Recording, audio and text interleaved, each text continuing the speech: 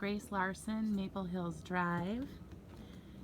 And we're going to do a lot of cleaning up for her. First of all, there is a pathway. I am in the backyard. We're going to use the hedgehog and trimmers to cut all of these junipers back to clear out the pathway. Also, trim these back here along, kind of like this is.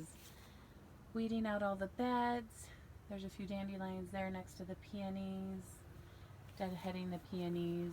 Trimming a lot of these shrubs. Everything kind of needs a good haircut. We've got lilacs here that need cut back. The forsythia here that needs cut back. And this up here, we've got forsythia and lilac that's just hanging way over. That could be cut back. And then with all these beds, there's just kind of a lot of weeds. She really wants us to just kind of get after it. Get in there and weed everything out. You know, deadheading any of the perennials that need deadheaded, like the iris. Up in here, I would like to try and salvage this Jenny, but just cleaning out a lot of this grass in this area.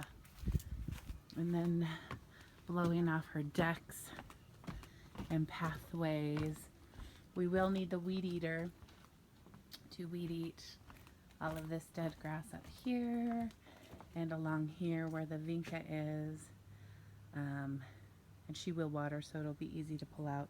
Then these beds are fairly clean, she did, but we can just get in there and make sure. And then at the end over there, we have the spireas that need cut back. And with the lawn, we're gonna put some granule, sprinkle some granule, grub killer down to get them looking sharp again. And eventually probably sprinkle some grass seed. Okay, this is the backyard. So we are going to clear out this, make it nice and neat, and weed eat, pull out that big thistle, probably weed eat back to those trees right there.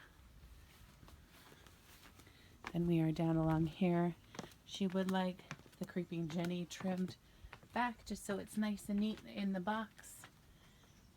Here's both sides. Again, the spireas up there trimmed. This one trimmed way back. Kind of trimming along here. All the spireas.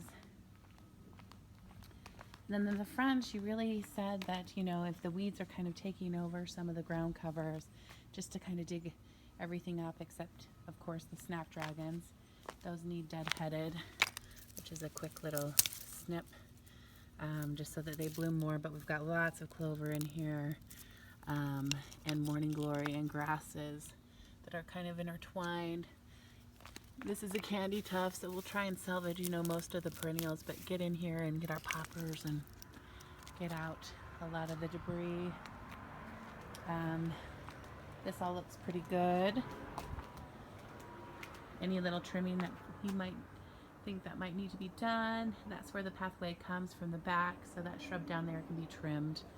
And then here along in the front,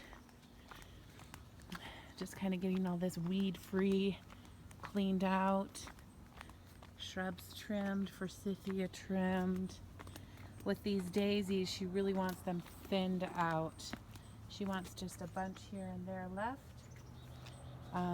She says she's got them everywhere, but just giving everything a nice trim, nice and neat, and deadheading all of the daisies, and again just leaving bunches here and there, and definitely taking them out from where there's other perennials. And then, you know, of course, the thistle we want out, the scrub oak out of the pathway is kind of normally what we do. That area up there, her lawn company just kind of keeps that cleaned up for her, so we'll just kind of let that be. But in here, you know, let's clean it up. Let's get the volunteers out. The Virginia creeper is kind of creeping into the junipers.